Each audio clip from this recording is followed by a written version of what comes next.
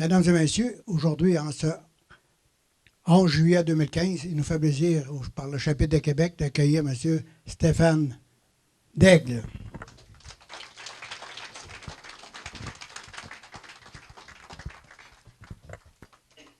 Alors, bonsoir à tous. Bonsoir. Bon matin à tous. Alors, c'est avec un très grand plaisir et la joie dans le cœur que je me joins à vous pour vous témoigner de ce que le Seigneur a fait dans ma vie. Ce qu'il fait aujourd'hui, ce qu'il a fait il y a 30 ans. C'est lui d'ailleurs qui m'a amené, qui m'a invité ici, là. Vous avez tous été invités, reçu une invitation, mais ça a commencé par il m'a invité et puis c'est pas par ma grâce, vraiment pas. C'est une faveur imméritée du grand Dieu, d'amour qui s'est révélé à moi un jour. Alors, pour m'identifier, je suis le deuxième de 3 gars, d'une famille de 3 gars. Et puis, je suis comme, on dirait, j'ai été le mouton noir moi, de la famille. Mais gloire à Dieu, tout ça est arrivé pour sa gloire. Puis, je suis persuadé que ça va porter des fruits dans la vie même de mes frères qui n'ont pas connu la déchéance, mais qui ne connaissent pas le Seigneur des Seigneurs. Alors, moi, j'ai eu une enfance quand même. J'ai pas été violenté, là. C'était pas la famille modèle nécessairement. C'était dysfonctionnel un peu chez nous. Mais j'avais quand même l'amour d'une mère qui a toujours été là. Vraiment, même si j'ai eu un père absent,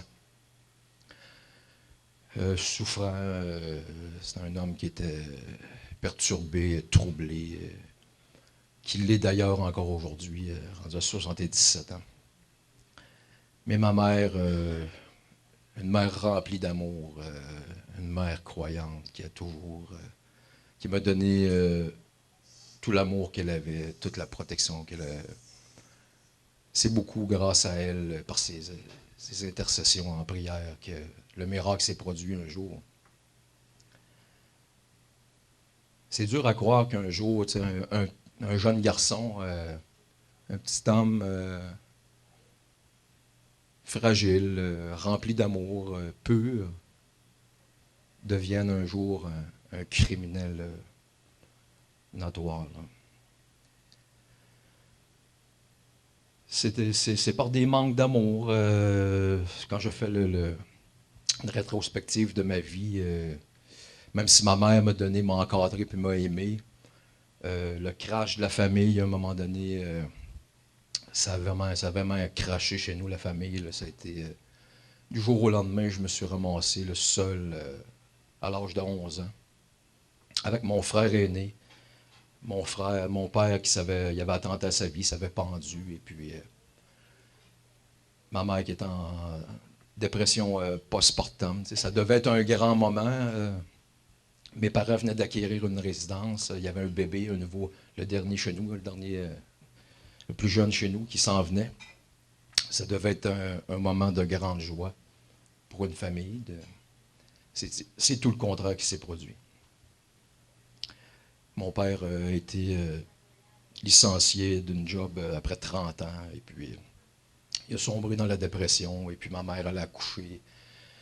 Et puis, dépression postpartum. Alors, les deux étaient dans un état dépressif. Le couple n'a pas surmonté cette épreuve. Alors, c'est bien entendu que ça a eu des répercussions auprès des enfants, c'est inévitable. Moi, du jour au lendemain, je suis tombé de l'enfance au monde adulte. Alors, en un claquement, je me souviendrai toujours, lorsque j'ai appris que papa il avait attenté à sa vie, et c'est mon frère qui l'avait décroché. C'est dur, c'est des événements durs pour un enfant. Tu comprends pas. J'avais même vu son testament, là. Il avait écrit ses lettres d'adieu. Il avait mis ça sur la table. Puis ma mère qui était, pauvre elle, ça avait failli rester même de cet accouchement-là. Elle avait 40 ans à l'époque. Alors, c'est ça, j'ai essayé tant bien que mal de faire face à cette réalité-là, même si j'avais mon frère aîné qui était tout près, puis que je restais avec lui, mais j'avais plus de cadre familial. Alors, ce manque affectif-là, ce manque d'attention, d'amour des parents qui n'étaient plus en mesure de me donner à cette époque. Je l'ai comblé en me joignant à des gangs. J'ai tout fait pour me faire aimer. J'ai tout fait pour me faire aimer. Puis lorsque j'ai vu que je me suis joint à certains individus, je retrouvais un peu un simili, je retrouvais un petit peu d'amour, d'attention, puis que j'ai vu que j'ai trouvé ça agréable.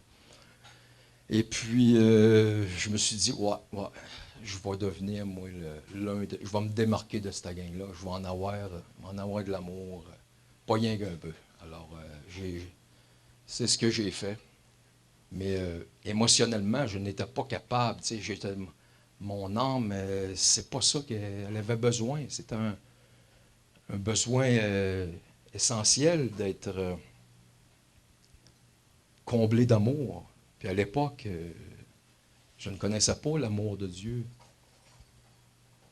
Je me souvenais, j'avais une vague idée.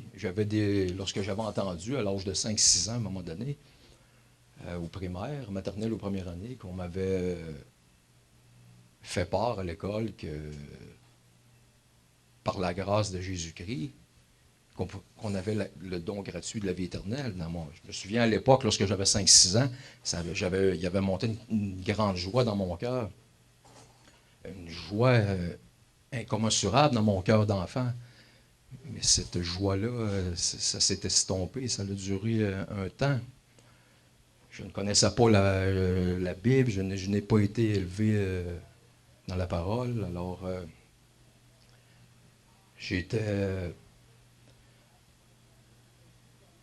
mes parents ont fait du mieux qu'ils ont pu, là. Alors, lorsqu'ils n'étaient plus là, ben j'étais à la merci de toutes sortes de pensées, de mentalités. Je suis devenu un peu tout le monde.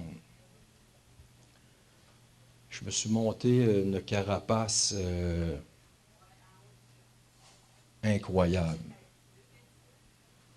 Une façade que j'ai construite de toutes sortes d'illusions. La consommation est arrivée très rapidement. La consommation d'alcool et de drogue très jeune. À 11 ans, j'étais devenu seul, comme je vous disais auparavant. Alors, ça a commencé même déjà à cet âge-là, quelques mois après le crash de la famille. Là. Ça a été des drogues douces, la boisson s'en est suivie, et puis ça faisait bien mon affaire à l'époque, là, de patcher cette douleur, ce manque, ce vide intérieur avec cette consommation. Et puis, ça m'enlevait, ça l'apaisait pour un temps, ma souffrance, et puis de me joindre, d'être aimé, puis d'avoir de la reconnaissance de tous ces individus-là que je fréquentais. Ça l'a fait que amplifier cette carapace, cet ego que j'ai longtemps cru que j'étais cet individu, que je me construisais. Je m'identifiais à ça. J'étais ça. J'étais rempli d'orgueil. C'est la façon que j'ai trouvé de surmonter cette carence affective à l'époque. Alors, ça a été assez décadent, mon affaire. Oui, j'avais de la reconnaissance. Oui, en tant que jeune homme, tu veux te démarquer, tu aimes ça lorsque on te reconnaît sur certains traits, pas nécessairement très glorieux, mais peu importe, ça comblait un manque à l'époque. Et puis, bien entendu, que la consommation s'est accentuée toujours. Là, quand même que tu commences aux drogues douces, ça s'accentue. Ça s'accentue. Et puis, ça a été très vite, moi, que les drogues fortes sont arrivées dans ma vie. Et puis, c'était très rapide. À 14 ans, j'étais déjà un toxicomane, un alcoolique toxicomane en force, qui s'injectait des drogues intraveineuses à 14 ans.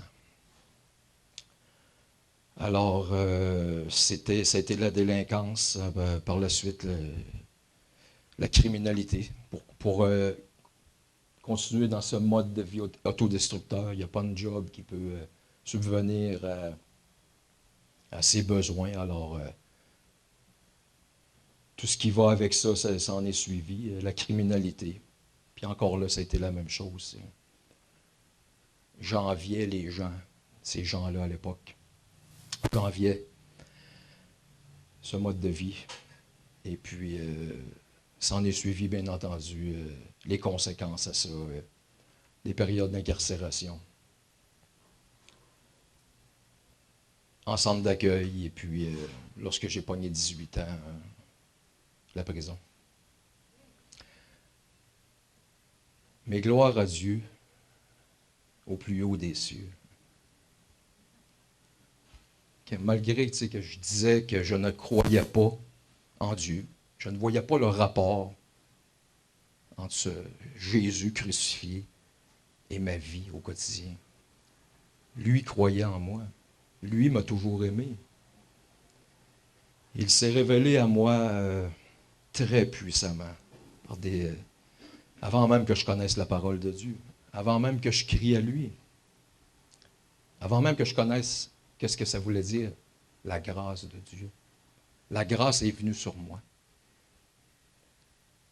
Ça s'est manifesté à un moment donné en 1985, lors d'un événement que je qualifie de surnaturel aujourd'hui. C'est divin. Alors que j'étais en liberté illégale, j'avais sorti de prison. On m'avait sorti sur un programme là, de transition. Après 4 mois d'incarcération, j'avais pogné 1 an. On m'avait sorti à 4 mois.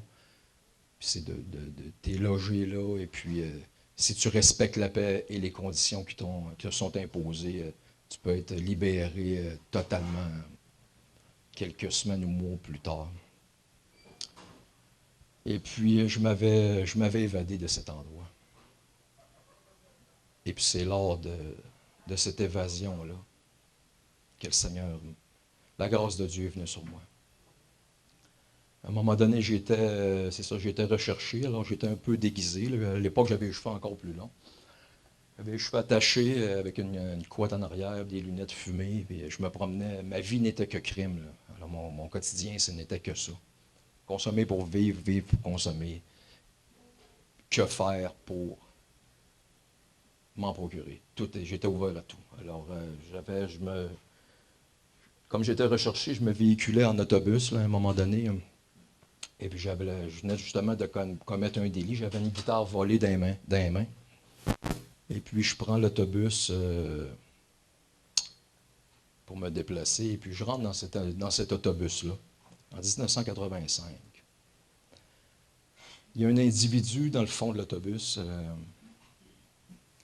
qui me dérange au plus haut point. Je suis obligé, à cause de la foule, de me diriger vers le fond de l'autobus. Je ne sais pas ce qu'il a, cet homme, mais il me dérange grandement. Un blond platine aux yeux bleus, diamant. Il me dérange au plus haut point. Alors, c'est ça, je suis dirigé par la foule vers le fond de l'autobus, et puis il s'adresse à moi, cet homme. Tout bonnement. Bonjour, mon nom c'est... Il s'identifie, il me nomme mon nom. Alors, je lui réponds par un mensonge, bien entendu. Je suis recherché. Là. Je ne trosse pas personne, moi. Alors, je lui réponds par un mensonge. Il poursuit. Tu es musicien? J'ai une guitare volée dans les mains. Alors, je lui réponds par un mensonge. Alors, il a enchaîné quelques questions de même, et déjà, il commençait à me déranger vraiment. Là. J'étais sur le point de sortir de l'autobus. Là, il enchaîne avec une question. Il dit, permets-moi, est-ce que je peux te poser une question plus personnelle? Je dis, ouais. Il dit, est-ce que tu as rencontré le Seigneur dans ta vie? Alors, à cet instant, plus capable, j'ai sonné sur la cloche pour sortir. J'ai dit, ça en est assez. C'est assez. Je sors. Juste avant que je sorte, il me remet une petite prière. Et puis il me dit, que le Seigneur te bénisse, mon frère. Le miracle s'est passé là. Ça n'a pas été immédiat, mais la lumière est venue dans les ténèbres. Je suis sorti de l'autobus. Et puis l'autobus a passé. J'étais figé là. Je ne savais pas qu'est-ce qui venait de se passer là. Je me demandais, mais qu'est-ce qu'il y a cet homme? J'ai vu les ténèbres dans lesquelles j'étais. Et puis, je ne savais pas, mais je voyais que je prenais conscience pour la première fois dans quelle noirceur j'étais. Que ma vie n'était que fraude et mensonge. Que je me mentais à moi-même. Je mentais même sur mon nom. Alors, le lendemain, quand je vous dis que la grâce, le lendemain, j'étais recherché, moi, là. Je me fais intercepter. Et puis là, comme manipulateur que j'étais à l'époque, là, ma vie n'était que mensonge. Je marchais sur un autre nom. Là, je suis l'identité de mon frère à l'époque. Alors, puis ça a donné que le policier, ben, il connaissait mon frère. Il a, il a pas adhéré à ça. Alors, mais regardez bien la grâce. Là. Quand je vous dis, je ne connaissais pas le terme, la grâce. Je me fais arrêter. Normalement, je dois aller finir ma sentence, qui est de 8 mois, qui me reste à faire en prison, plus les autres chefs d'accusation qui devaient s'ajouter à ça. Alors, je suis certain de partir. Même, je le dis aux policiers, là, regardez, ne tenez pas mon frère avec ça. Là, il n'est même pas au courant que je marche son nom. Regardez, vous m'avez, là, je pars pour 2-3 ans. Là, fait que, écœurez pas mon frère avec ça. Il n'est pas au courant, il n'est pas complice du tout dans ça. Alors, je passe en cours le lendemain matin. Mon avocat vient me voir et dit, Steph, tu sors tantôt. Comment je sors tantôt? Quoi, là? Il me reste 8 mois à faire, je ne sors pas tantôt. Il dit, non, tu sors tantôt. J'avais juste bris de probation. Je suis sorti. Je suis sorti. Alors, cet événement, je n'ai plus jamais retourné en prison. Il y a 30 ans. Je suis sorti de là. Je n'ai plus jamais entendu parler de cette sentence, de cette... Humainement, on peut dire c'est une erreur judiciaire. Non, c'est une grâce de Dieu. C'est ça une grâce. Lorsque le Seigneur passe, il efface. Sa grâce efface mon passé. Alors, même si je ne connaissais pas le terme grâce, c'était une faveur. Là. C'était une faveur. Pour moi, en dedans de moi, c'était une faveur de la vie. Mais j'ai poursuivi quand même. Je ne savais pas comment vivre. Alors, j'ai poursuivi ce mode de vie pour un court laps de temps autodestructeur. Et puis là, ça c'est en 85, la grâce. En 86, c'était extrême mon affaire. Alors j'ai fait un overdose. J'ai fait un arrêt cardio-respiratoire. J'étais cliniquement mort. On m'a réanimé. Et puis, j'en revenais pas. Là, quand je me suis ouvert les yeux, puis j'ai vu mes proches, le regard de mes proches en pleurs, puis qu'on te demande des questions bien basiques. Bonjour, quel est ton nom? On me redemandait mon nom. Si je savais quel jour qu'on était. J'avais mon nom bien juste. Mais malgré tout ça, ce qui m'habitait était la mort. Alors là, j'avais été ramené de la mort, mais la mort voulait me garder. Je me suis tout déployé, je suis parti. Je titubais dans le chemin. C'est incroyable jusqu'où ça peut aller. Là. J'étais retenu captif. Rien que Dieu a pu me briser les chaînes de cette captivité. Alors je suis reparti, je suis retourné consommer, et puis cette nuit-là, j'ai crié à Dieu, même si je n'avais pas la foi. Ma première prière, ça a été très simple. Très, très simple, en joie. Qui ce que t'es?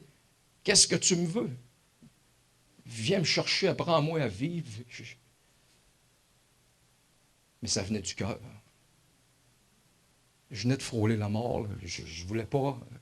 J'avais vu dans le regard de mes parents, mes frères, la tristesse. Alors, il m'a entendu. Il m'a entendu. Au quotidien, tu essayes tant bien que mal. Puis là, tout le monde, ceux qui m'aimaient me disaient, Steph, faites quoi? Va te faire soigner. Je venais fou quand on me disait ça, va te faire soigner.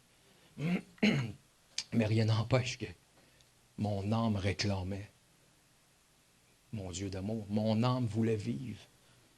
Alors j'avais été passer une entrevue à un moment donné à la maison de Job ici à Québec.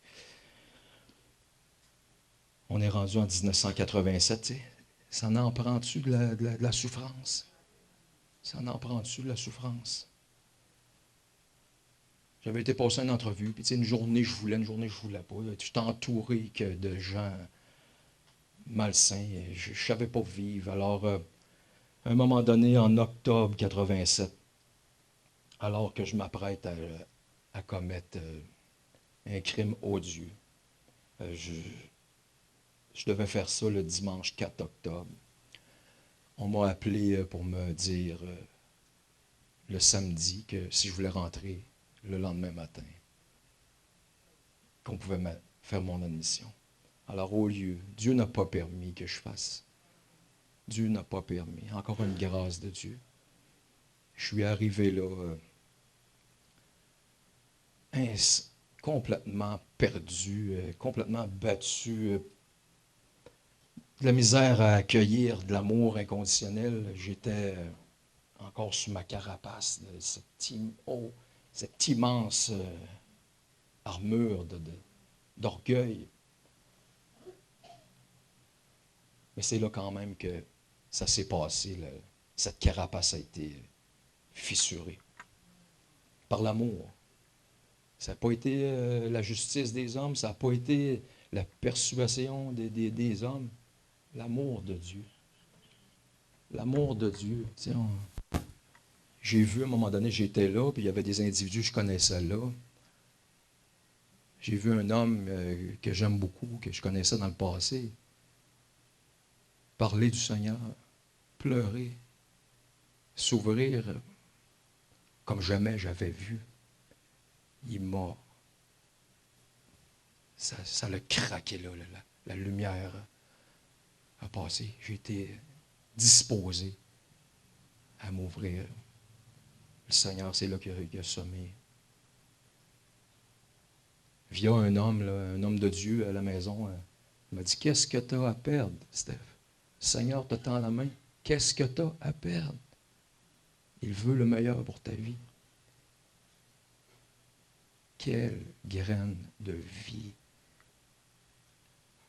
Je suis sorti de là et puis,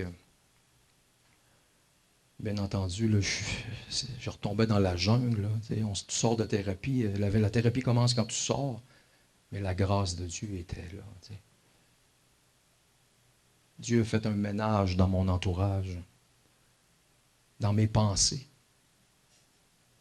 Il m'a mis des gens sur mon chemin, des confrères de travail, des hommes de Dieu que je ne savais pas, là. Tu sais pas, tu vois pas nécessairement ça au premier coup d'œil, là. Le royaume des cieux ne vient pas nécessairement de façon à frapper les regards, tu sais. La parole dit. Il y a eu des hommes sur mon chemin que jamais j'aurais pensé que c'était des chrétiens, les disciples de Jésus-Christ. À un moment donné, un confrère de travail, un géant, là, un gars de 6 pieds et 8, mais au cœur tendre, je travaillais avec, puis il me témoignait du Seigneur, puis il me prenait en dessous des bras, il me levait à sa hauteur. Il disait, je t'aime bien, toi. Il me remettait. Puis j'en revenais pas de la douceur de cet homme-là. Puis à un moment donné, il m'invite à un baptême, à son baptême. Un baptême? Un géant même, il s'est fait baptiser. Je comprenais pas, mais je trouvais ça tellement... ça me touchait profondément, ce qu'il me disait. Ses paroles rejoignaient ce que mon âme voulait entendre. Je suis allé là. Et puis c'est là mon premier contact avec la parole de Dieu. Je l'ai d'ailleurs, c'est un petit Nouveau Testament qu'on m'avait remis le 9 novembre. Mon premier contact, mes premiers regards avec la parole de Dieu. Tu sais, je lui avais demandé, qu'est-ce que t'as? Il m'a répondu, je suis le chemin, la vérité et la vie. Nul ne vient au Père que par moi. Je te dis que si tu crois, tu verras la gloire de Dieu. J'avais jamais entendu ça de ma vie. C'est des paroles même du Seigneur. Il n'y a pas personne qui m'a dit, écoute ça, suis ça. C'est le Seigneur même qui m'a parlé. C'est ça le miracle. Qu'est-ce qu'il a fait? Il y a quelque chose qui m'a convaincu que ces paroles étaient de mon Créateur. Et puis, à cette époque, moi, je voulais m'en aller dans le domaine du spectacle. Et puis, finalement, il y a eu une opportunité de travail dans les arts. Tu sais, Dieu m'a même formé. Tu sais. Je suis arboriculteur, moi, j'étais mondeur, ça fait pratiquement 30 ans. Depuis cette époque-là, ça fait toute partie des bénédictions de Dieu. Il m'est arrivé, il m'a emmené dans un métier que je ne connaissais pas du tout. Une scie mécanique, je ne connaissais pas ça du tout. Il m'a mis avec des gens. Mon chef d'équipe à l'époque, quand j'ai commencé dans les arbres, c'était un chrétien. On l'appelait la Bible. Parce qu'il parlait toujours de la Bible. Fait que j'étais avec lui. Le Seigneur m'a mis ici comme j'étais sur cette équipe-là. On parlait toujours de la Bible. On priait. Tellement que l'autre confrère, il n'était plus capable, il a demandé de se faire changer. Mais quel moment j'avais jamais connu ça, commencer une journée en priant, ressentir la présence de Dieu, la paix, la délivrance. Je trouvais le vrai Stéphane. Toutes ces fausses pensées, toutes ces patterns, tous ces vices-là, je les avais tous les vices, moi. Tous. Il les a tous éliminés, dissous. La grâce de Dieu, c'est un dissolvant encore mieux que l'eau de Javel. Il dissout toute espèce d'impureté dans la vie de quelqu'un.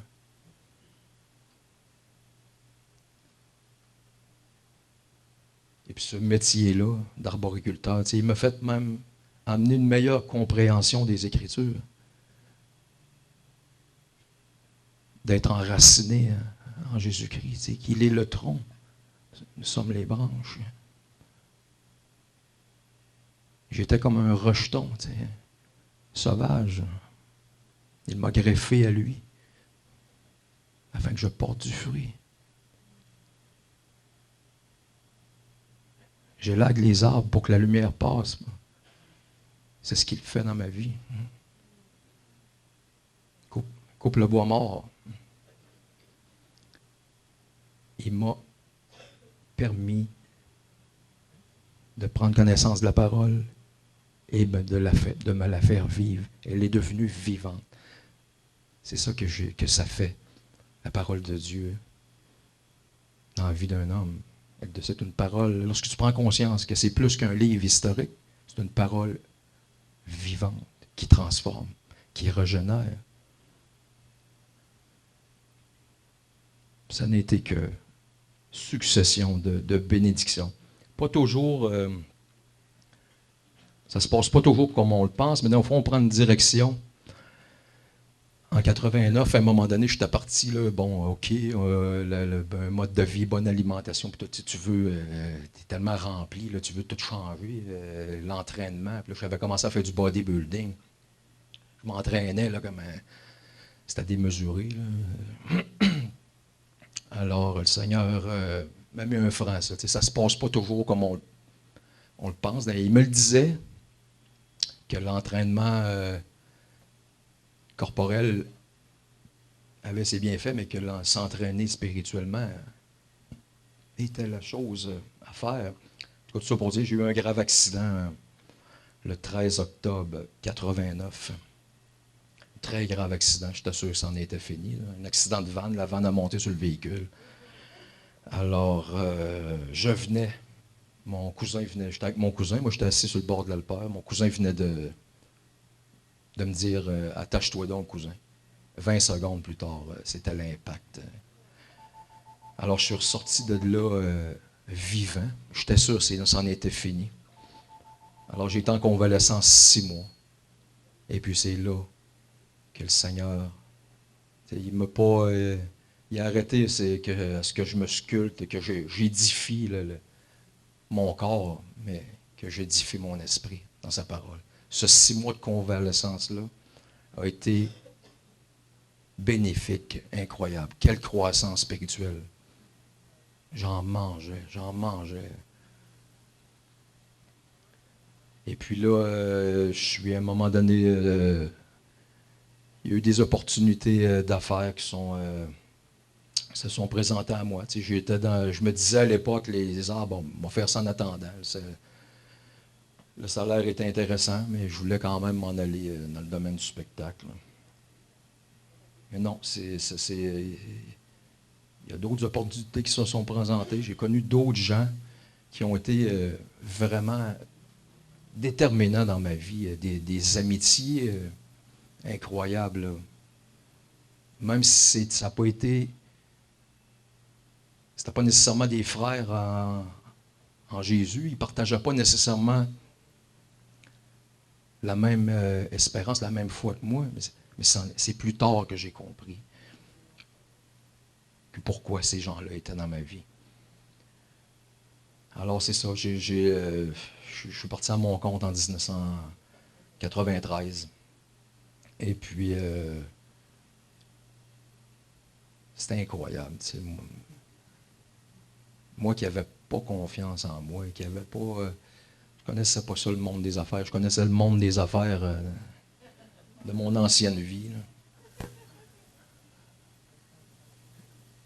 Dieu m'a fait réaliser des choses incroyables. Incroyables. Moi, un ancien bandit qui est devenu un entrepreneur prospère. J'ai eu des contrats prestigieux. Pourquoi c'est moi qui avais ça? C'était incompréhensible. C'était tout de suite encore des grâces, des bénédictions. Voyons donc, je ne connais pas, j'arrive. J'étais un nouveau venu dans ce marché-là. C'est pas les autres. Je tassais tout le monde. C'est moi qui remonçais avec les contrats. Je ne savais même pas comment opérer ça, des contrats de cette ampleur-là. Ils me donnaient les moyens. Ils me mettaient les... Incroyable. Incroyable. Alors, c'est ça, les affaires ont prospéré. Ça n'a pas été nécessairement toujours pour... c'est une chose de croître financièrement. La croissance financière, ça ne va pas nécessairement avec croissance spirituelle. Là. Mais ça prend de la sagesse pour... faut que tu demeures les yeux fixés sur le but. Là. Tu restes enraciné à la parole.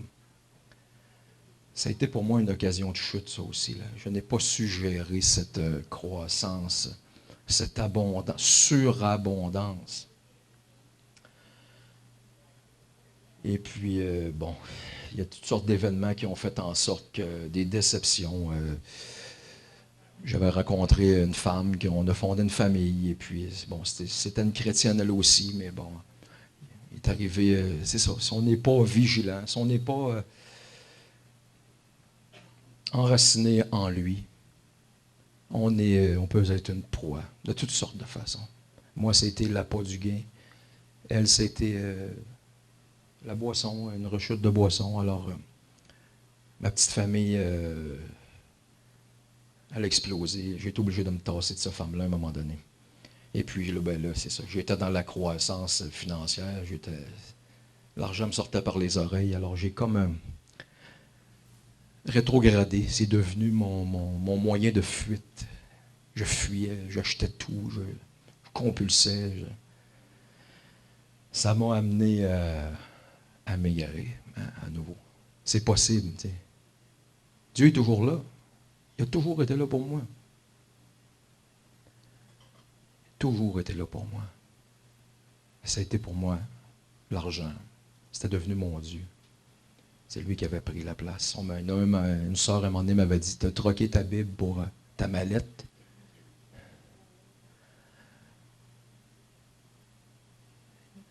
Ça m'avait touché, mais ça ne m'avait pas assez même encore. Tu reviens encore sous l'emprise. La parole dit que lorsqu'on est sous l'emprise de la chair, on tend ce qui est charnel. Alors j'étais sous cette emprise-là. Alors, mais Dieu me parlait, même dans des événements. Je ne comprenais pas par la parole, il me faisait des événements. Justement, quand j'étais dans cette période-là de fuite, d'égarement, à un moment donné, je promenais mon garçon dans les lignes de transmission, puis il descend un aigle vers moi en chute libre. Je t'assure, j'avais peur qu'il vienne attaquer mon bébé. Il descend juste devant nous autres, puis il plane. Puis là, il plane de toutes ses... Il se laisse aller. Puis il repart. Là, j'arrive chez moi le soir, puis quand je lis la parole, le Seigneur me dit, comme l'aigle prend son envol, ainsi sont les richesses. Je me souviens pas exactement toute En tout cas, ça a été, comme je vous dis, le Seigneur, il parle. Il parle dans sa parole, il parle par son esprit, il parle même par des événements. Alors, ça m'a amené, cette rétrogradation m'a amené à retomber dans mon ancienne vie en 2005. Tout simplement par c'est très insidieux. Si tu n'es pas vigilant, c'était pas... Ça a été une phrase, moi, qui m'a fait... la tentation n'est pas nécessairement par... ça peut être juste une phrase. Une phrase qui vient... Il y avait une fissure, moi, que tu pouvais... Pour moi, c'était impossible, je reconsomme. Ça faisait partie, j'avais été libéré. Ça ne m'effleurait même pas l'esprit de retoucher à la consommation. Et quelqu'un, à un moment donné, me dit, quelqu'un qui m'aimait bien, puis qui me flattait sur le sens du poil. Là. Voyons, Steph, c'est pas une petite consommation qui va briser ta vie. Tu as plus 20 ans. Si ce n'est pas la tentation, ça. Cette parole-là n'a pas germé. Je ne l'ai pas... mais allez, je l'ai entendue. Et puis, à un moment donné, en République dominicaine, alors que ma vie semblait stable, je ne manquais de rien, j'étais dans l'abondance. Je souffrais là, du crash de ma famille, de voir la mère de mon fils sombrer, mais ce n'était pas mon cas. Je m'en allais au bar me chercher un jus en République dominicaine, et puis cette phrase-là, 4-5 mois plus tard, tu n'as plus 20 ans. C'est pas une petite consommation qui va briser ta vie. Alors, il y a le gars à côté de moi, il corolait 2 rhums. Au lieu de me coller un jus, je lui ai dit 2 rhums. Alors, c'était le début de j'ai laissé entrer ceux qui me proposaient cette merde. Et puis je me suis vendu l'idée, aussitôt que j'ai consommé ça. Elle avait raison. Elle avait raison. Plus 20 ans, je suis capable de consommer socialement. En tout cas, je suis revenu à Québec avec cette belle idée-là. Et puis, ça n'a pas porté des fruits de changement. Des changements, mais destructeurs. Alors, c'était la chute, en chute libre. Après 3 semaines, j'étais redevenu un alcoolique. Après 5 semaines, un toxicomane. Et puis, tout ça a duré quasiment 2 ans. Tout ce que Dieu, toutes les bénédictions de Dieu, toutes les faveurs imméritées. L'ennemi est venu m'arracher tout ça. Je suis ramassé chez ma mère, ruiné, psychologiquement, financièrement, spirituellement. Mais Dieu est toujours là. Humainement, c'était impossible, c'était noir, là. J'étais plus bas que où ce que j'étais à l'époque, là. J'étais en faillite, j'avais plus vraiment, là.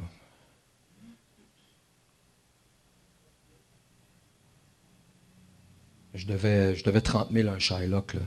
T'embarques pas ça dans la faillite, ça, là. Alors, comment sortir de là, humainement parlant? Dieu a tout fait ça. À un moment donné, ma mère, elle m'ajoute un cadre. À cette époque-là, j'étais battu, là. Un beau cadre d'amour, là. Une parole là, du Seigneur, parce que tu es mon fils. J'ai écrasé à terre, d'un bras de ma mère. Et puis, Dieu, c'est lorsqu'on est battu, lorsque le malheureux crie, Dieu entend et le relève et le restaure. J'avais des pensées de mort encore, d'éliminer cet homme, d'éliminer tous ceux qui ont contribué à ma chute. C'était la faute des autres. Mais c'est moi qui avais laissé entrer cette belle phrase. T'as plus 20 ans. Mais gloire à Dieu. Gloire à Dieu. La grâce. Impossible. C'était impossible humainement de sortir de là. C'était impossible de se relever de ça, là. Je devais 500 000 au gouvernement. C'était chaotique. Dieu a tout fait ça. Alors, il m'a ravifié, il m'a restauré, le Seigneur. Je suis revenu à mes premières œuvres. Il m'a enlevé le goût de boire. Il a remis du monde sur mon chemin, des hommes de Dieu. Il m'a redonné le zèle de la parole. Il m'a amené vers une assemblée chrétienne. J'en fréquentais déjà, mais j'avais de la misère à fraterniser. Il m'a amené à une place où je me sens chez nous aujourd'hui.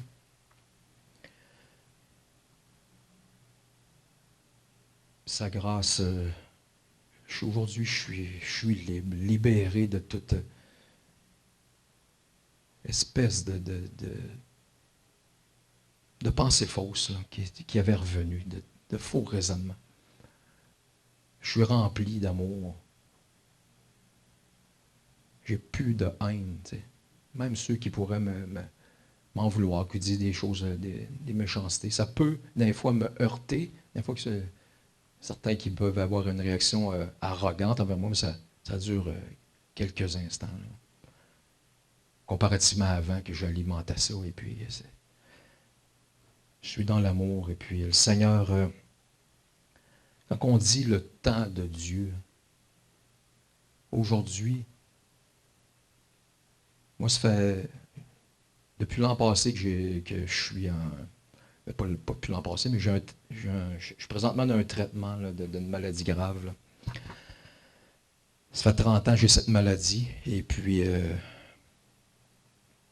j'ai été diagnostiqué en 2007 de cette vie passée de consommation. C'est l'hépatite C. Ça fait 30 ans que j'ai ça. J'ai été diagnostiqué en 2007. En 2007-2008, on avait essayé de me prendre en charge, mais on me disait à l'époque, OK, rien qu'au stade 1, il n'y a pas de problème, on ne te donnera pas de traitement. Finalement, mon dossier a été égaré. Puis là, en 2014, par la force des choses, j'ai dit, bon, mon confrère de travail, il était atteint d'un cancer du foie, puis du rein, côlon, en tout cas. Puis ça m'a comme poussé à... Il me le disait, lui, il m'incitait à... Steph, prends soin de ta santé. Fais-toi checker, là. Ça fait des années que tu as ça. Je suis allé me faire checker. On m'a dirigé un certain médecin. Mon dossier avait été égaré. On m'a dirigé un certain médecin qui me prend en charge. Et puis que là, bon, effectivement, qu'ils ont constaté les dégâts là, de cet épisode de rechute-là. J'avais accentué mon affaire. J'étais à un cheveu de la cirrhose du foie. On m'a dit ça l'an passé, en 2014. Et puis là, je suis en cirrhose du foie. Mais gloire à Dieu. Quand on m'a annoncé il y a 4 semaines, présentement, que j'avais la cirrhose du foie, on m'a dit aussi, M. Degg, on a une bonne nouvelle. Vous avez été choisi parmi 100 candidats au Canada pour un traitement que c'est 96% de taux de guérison. Mais gloire à Dieu, moi je sais que c'est 100% avec le Seigneur. Alors, puis je suis allé justement lundi, j'y vais tous les lundis, ce lundi qui vient de passer. On ne voit plus. Ça fait 4 semaines de traitement. Je n'ai plus l'hépatite. Alors, rien n'est impossible à Dieu. Rien n'est impossible. C'est le temps de Dieu. Je viens d'apprendre que je suis guéri. Oui, j'ai encore la cirrhose, parce que la cirrhose, c'est les 30 années de... Mais là, le foie, c'est un organe qui se régénère. Et puis, les nouvelles cellules, ça va... vont reprendre le dessus. Et puis, alors, c'est le temps de Dieu. Pourquoi que c'est arrivé? Ça fait 30 ans que j'ai ça, que c'est arrivé, que là, le traitement et tout, puis que je vous parle de ça, là. Tout était déjà prévu d'avance, pour la gloire de Dieu. Alors, comment ne pas être rempli de gratitude, d'être rempli? Il n'y a pas de mot humain pour... tout ce que je peux faire, c'est de proclamer l'amour de Dieu. Prier pour les gens que j'aime, ceux que j'aime pas même. Tu sais, aujourd'hui, c'est ce que ça fait, le Seigneur. Je prie même pour ceux qui... mes ennemis. Humainement, on n'est pas capable de faire ça. C'est ce que fait l'Esprit de Dieu en nous. Alors, j'aimerais vous... aujourd'hui, au quotidien, tu sais, la parole de Dieu fait partie de mon mode de vie. La prière, ça devient naturel. Tu sais, au début, quand tu commences ta vie chrétienne, ça demande un effort parce que la chair s'oppose. Il y a une résistance. Mais lorsque tu plies les genoux, puis c'est de même que tu fais des pas. Puis ce matin, quand j'ai commencé la journée, alors je me suis levé à 4 heures ce matin, j'étais bien content, j'aime bien ça, être bien d'avance. Être dans la présence du Seigneur. Alors, je vais vous citer les paroles qu'il m'a dit ce matin. Toi que j'ai saisi des extrémités de la terre et que j'ai appelé de ses confins, à qui j'ai dit, tu es mon serviteur. Je te choisis et ne te rejette pas. Sois sans crainte, car je suis avec toi. N'ouvre pas des yeux inquiets, car je suis ton Dieu, je te fortifie. Je viens à ton secours, je te soutiens de ma droite victorieuse. Aujourd'hui, si vous entendez la voix du Seigneur, n'endurcissez pas vos cœurs. Si toi, au moins en ce jour qui t'est donné, tu connaissais les choses qui appartiennent à ta paix. Au temps favorable, je t'ai exaucé. Au jour du salut, je t'ai secouru. Voici maintenant le temps favorable. Voici maintenant le jour du salut. Quelle parole de vie. Le Seigneur est esprit et vie. Plus que des histoires anciennes. Voici maintenant, aujourd'hui. Le jour du salut. Alors, je vais vous dire pareil comme cet individu-là qui m'a abordé il y a 30 ans dans l'autobus. Est-ce que tu as rencontré le Seigneur dans ta vie? Tu connais le nom de Jésus? Qui ne connaît pas le nom de Jésus? Est-ce que tu le connais? Personnellement, c'est possible de connaître ce Créateur, le Fils de Dieu. Il y a une puissance dans ce nom. La puissance de la résurrection. Si tu n'as jamais fait ce cœur à cœur avec le Seigneur, aujourd'hui, t'est offert cette possibilité. Le don gratuit de la vie.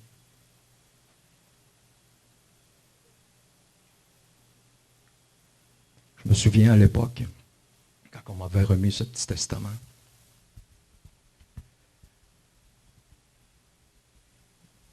à la fin, il y a une petite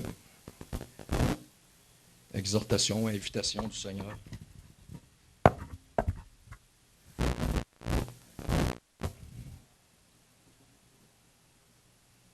Un engagement d'amour, un appel au salut.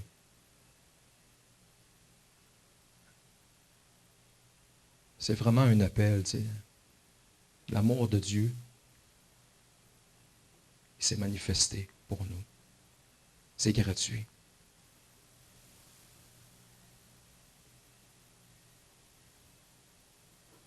Si tu n'as jamais fait ça, remettre ta vie, t'en remettre à lui totalement.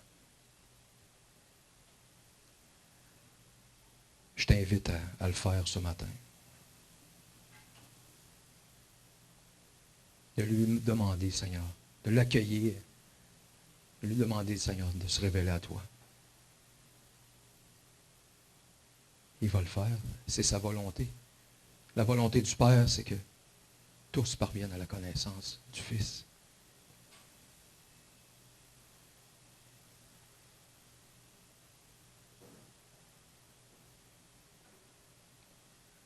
Alors pour ceux qui le voudraient bien, qui le veulent bien, si vous voulez vous avancer pour devant Dieu, ou le faire à votre place, dans votre cœur, un cœur à cœur avec le Seigneur, de réciter cette prière de repentance, de reconnaissance de notre vie, que notre vie sans lui n'est pas la vie véritable. Alors je reconnais devant Dieu que je suis pécheur. Je crois que le Seigneur Jésus-Christ a été crucifié pour moi, qu'il est ressuscité pour ma justification. Je me repens de mes péchés et le reçois maintenant et fais profession de foi en lui comme mon Seigneur et Sauveur. C'est plus que des paroles. Lorsque tu fais cette prière de tout ton cœur, de tout ton âme,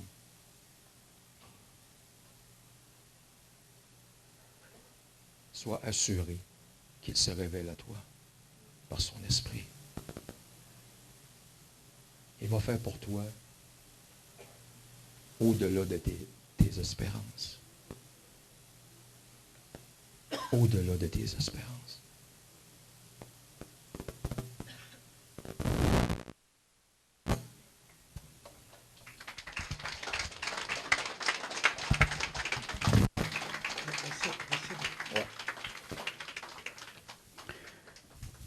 C'était Stéphane Daigle, mesdames et messieurs.